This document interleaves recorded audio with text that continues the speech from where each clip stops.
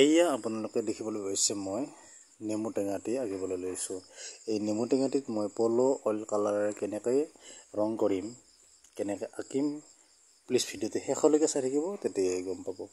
যদি ভিডিঅ'টি ছাত্ৰ ছাত্ৰীসকলে চাই আছে তেওঁলোকে নিশ্চয়কৈ ভিডিঅ'টি ভালদৰে চাব, শ্বেয়াৰ কৰিব, লাইক কমেণ্ট কৰিব আৰু ভালকৈ শিকিব বুলি আশা কৰিছোঁ। অতি সহজভাৱে কেনেকৈ পেষ্টেল ৰং কৰিব পাৰি, কেনেকৈ চাওঁ। এয়া কাজি নেমু হয়, কাজি নেমু আমি সকলোৱে খাওঁ দাইলৰ লগত, বা আমি চৰ্বত বনাই খাওঁ। একদম চিম্পুল সাধাৰণভাৱে অঁকা দৃশ্যটি নিশ্চয় ভাল হ'ব। এয়া মই লবৰে ছাইডবিলাক মচি আছোঁ, যিখিনি আউটলাইন হৈছে সেইটো পৰিষ্কাৰকৈ, আৰু ছবি আঁকোতে সদায় লক্ষ্য ৰাখিব লাগে যে পৰিষ্কাৰ পৰিচ্ছন্নতা বজাই ৰখাটো উচিত, কিয়নো তেতিয়া ছবিখন দেখিবলৈ শুৱনি হয়, সুন্দৰ হয়। গতিকে সেইকাৰণে আঁকি পেলাই যিখিনি আউটলাইন থাকে সেইখিনি মচি ল'ব লাগে। তাৰপিছত ধুনীয়াকৈ ৰংটো বাহিৰ নলিয়াকৈ এই ধৰণে ৰং কৰিব লাগে। মই ইয়াত চাওক লেমন য়েলো ব্যৱহাৰ কৰিছোঁ, তাৰপিছত লাইট গ্ৰীণ ব্যৱহাৰ কৰিছোঁ, পাতল সেউজীয়া, আৰু আপোনাৰ অৰেঞ্জ কালাৰটো অলপমান ব্যৱহাৰ কৰিম। চাই থাকক, এয়া মই এনেকৈ আছোঁ। এইটো অৰেঞ্জটো লাইট অৰেঞ্জ, পাতল কমলা ৰংটো মই এতিয়া ব্যৱহাৰ কৰিছোঁ। 3টা ৰং দিছোঁ, আৰু এইটো আপোনাৰ আধা পকা আধা কেঁচা নেমু টেঙা। নেমু টেঙা বিভিন্ন প্ৰকাৰৰ আছে, গোল নেমু আছে, এইটো কাজি নেমু আছে, চাইজটো বেলেগ বেলেগ। কিছুমান গোল থাকে, কিছুমান দীঘলীয়া থাকে, দীঘলীয়া কিছুমান, আৰু অলপ বেলেগ ধৰণৰ থাকে। এয়া চাওক কোনখিনি কেনেকৈ ৰং দিছোঁ, চাই থাকক। এতিয়া মই ডাঠ সেউজীয়া ৰংটো অলপমান ব্যৱহাৰ কৰিছোঁ শ্বেডিংখিনি কৰাৰ কাৰণে, কালাৰ শ্বেডিং। এই কালাৰ শ্বেডিং মই কৰি আছোঁ, চাই থাকক ভিডিঅ'টো।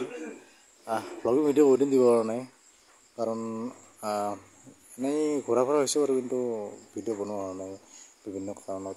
আৰু ঠাইবিলাকো জানেই, বৰষুণ দি আছে একেদিন, মানে ঠায়ে ঠায়ে বানপানীৰ সৃষ্টি হৈছে, মানে আপোনাৰ ৰাস্তা ঘাট পথাৰিবিলাক তল গৈছে, বা বিভিন্ন ঠাইত যাব লগা আছে, যাব পৰা নাই এই বতৰৰ কাৰণে। আৰু গৈছোঁ যদিও তেনেকৈ ভিডিঅ' বনাব পৰা নাই, সেইকাৰণে তাৰ বাবে বহুত বেয়া লাগি আছে, কাৰণ ভিডিঅ'টো দিলে ভিউজটো কমি যায় আপোনাৰ। সেইকাৰণে যিমান পাৰোঁ চেষ্টা কৰোঁ, কিন্তু তাৰ মাজতে কেতিয়াবা ব্যতিক্ৰম হয়।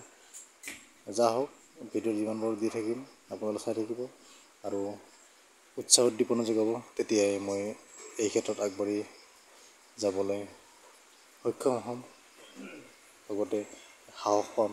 এয়া চাওক, মই এইবাৰ আপোনাৰ ব্ৰাউন কালাৰটো লৈছোঁ, ব্ৰাউন কালাৰটো এনেকৈ ঠাৰিডালত দিছোঁ, তাতে মই ডাঠ সেউজীয়া ৰংটো হৈ গৈছে, ডাঠ সেউজীয়া ৰংটো হৈ দিছোঁ, দুটা মিক্স কৰি দিছোঁ। আপোনালোকে নেমু ৰিয়েলিষ্টিক যেতিয়া আঁকিব, মইতো ৰিয়েলিষ্টিক কৰা নাই বাৰু, ৰিয়েলিষ্টিকো আঁকিব পাৰিব। নেমু এটা কাষত থৈ দিলে চাই পিনে ধুনীয়াকৈ এনেকৈ আঁকিব পাৰিব। আৰু বিশেষকৈ ছাত্ৰ ছাত্ৰীসকলে তৃতীয় চতুৰ্থ মানৰ বা দ্বিতীয় মানৰো পাৰিব, তেওঁলোকে এইটো মানে ঘৰত আঁকিব পাৰে। এটা গোল আঁকি ল'ব, গোল আঁকি পেলাই মই থাম্বনেইলত দি দিম বাৰু, সেইমতে থাম্বনেইলত চাই পিনে আঁকিব পাৰিব।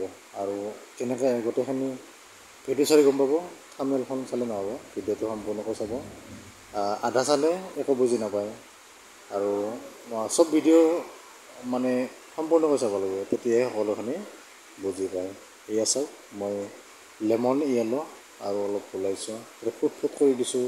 নেমু টেঙাৰ মানে গাঁত থাকে ন, গাটো চাবচোন আপোনালোকে, গাঁত থাকে। এয়া চাওক, আৰু মই কমলা ৰংটো অলপমান কৰি দিছোঁ।